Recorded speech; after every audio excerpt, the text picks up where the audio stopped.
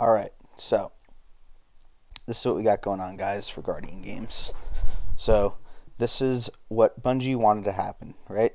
So I actually looked around and I couldn't find any reports or anything about player population since like 2016. So I'm just throwing that shit out the window. We know that the hunter population is roughly like half the characters in the game, so I gave them a 0.5 player population. And Titans and Warlocks, I know that they're roughly even. Basically, from what I understand, there might be a little bit more Titans and Warlocks, but not enough to, call it one way or the other. So just for purposes of this, to prove, this hypothesis, we're going to say that in the past 30 days, a couple less Titans showed up than Warlocks. So we got the split at 50%, 24%, and 26%. This is how they'd weight it. They'd weight the highest population class as one, and then normalize the other two classes to the hunter class. If you want, mathematical proof that is like how it goes, I can basically take these, right, and come down here and show you that hunter times hunter weight equals 1/2. Warlocks times warlocks weight equals 1/2, and Titans times Titan weight equals 1/2. So that's how they'd weight it. They weight it linearly like that, because that's how they think it'd be fair. You know what I mean? So now I assumed a population size of 400,000. Doesn't really matter. I think that we're at like about 900,000 in reality. I'm gonna assume less than half the people show up for this crap. I think that's fair. If we do this with any number, you're gonna get the same results. With something like this. I got the hunter population, Titan population, Warlock population here. Obviously, easy math. And don't worry about this stuff. This stuff you don't need to know. So basically, what this code does is it takes every Guardian in a 400,000, Guardian population with the correct amount of Hunters, Titans, and Warlocks, and it randomizes how many medals they get each day, but with a number between 0 and 7, right? And at the end of each day, it adds it up. Whoever wins gets 1 point in for like their class, right? So at the end, I'm having it display basically who wins, the scores, and the average medals deposited based on this completely random model. This is completely random, all right? Bam, that's it.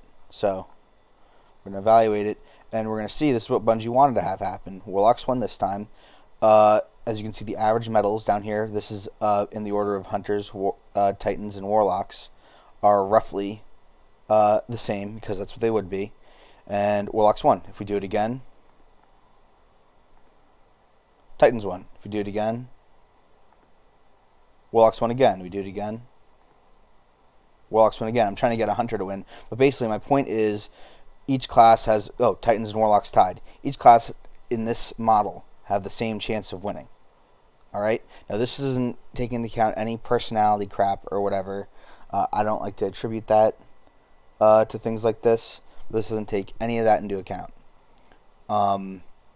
But basically, the point I'm trying to say is there is this kind of response Bungie made, saying that Titans showed up more, deposited more medals on average, and there's a pretty obvious reason why. The reason is the fucking machine gun, dude. Right? So the machine gun means that people are going to be playing more on one class than the other. Like, they're going to play all three classes, is what I'm trying to tell you. And no matter how you cut it, based on how they weighed that, it's going to 100% make it so that the class with the lowest 30-day population is going to win, no matter what, almost like 99.9% of the time, every single time. That is just how it's set up. So I'm going to prove this to you right here. So this is the same exact thing, same exact player proportions. Now, I made another percentage of the top percentage. These are the people that play all three characters. Now, in my opinion, I think this is probably closer to like 15 or 20% of players that play all three characters, but we're going to lowball it at 1%, okay? Just to prove what I'm talking about here. We then take the hunter population, being the population of the entire game, times hunters. Additionally, the 1% of players that play the other two classes also, right? So we're going to add those to each of their population pools. And when you run these numbers, you'll see every single time Titans win. Guess who's going to win this time? Titans win. Guess who's going to win this time? Titans win. Guess who's going to win this time? Titans win. Titans will win every single time. They will have higher metals deposited on average every single time without fail.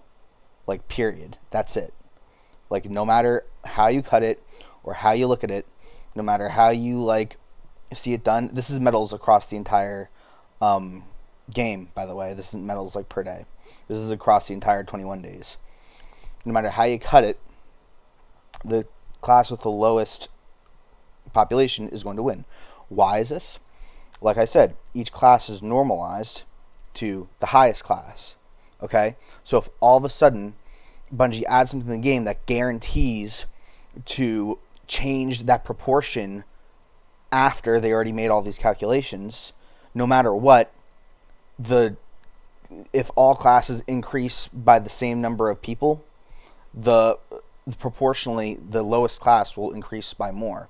So they're going to win no matter what.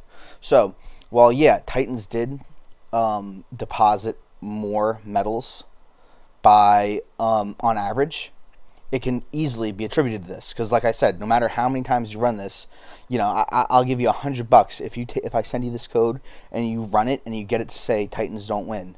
You know what I mean? Like, you're just gonna it's literally like a 1 in a million shot.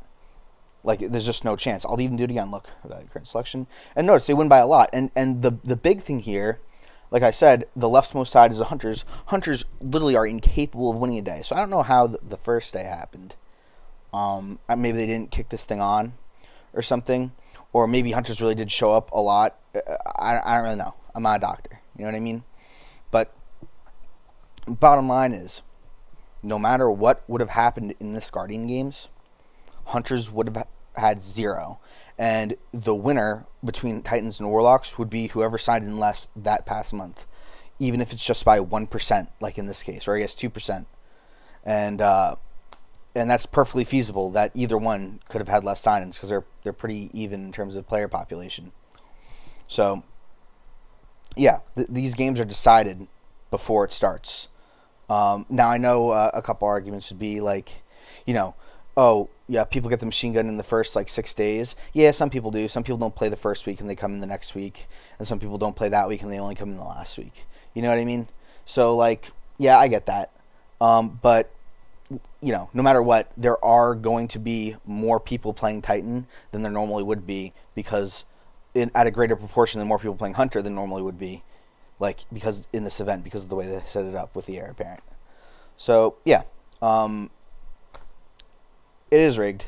I know that, Bungie are going to show you the numbers and everything, but just based on how this event was set up, it was pretty much decided based on the 30-day population. That's all. That's all there is.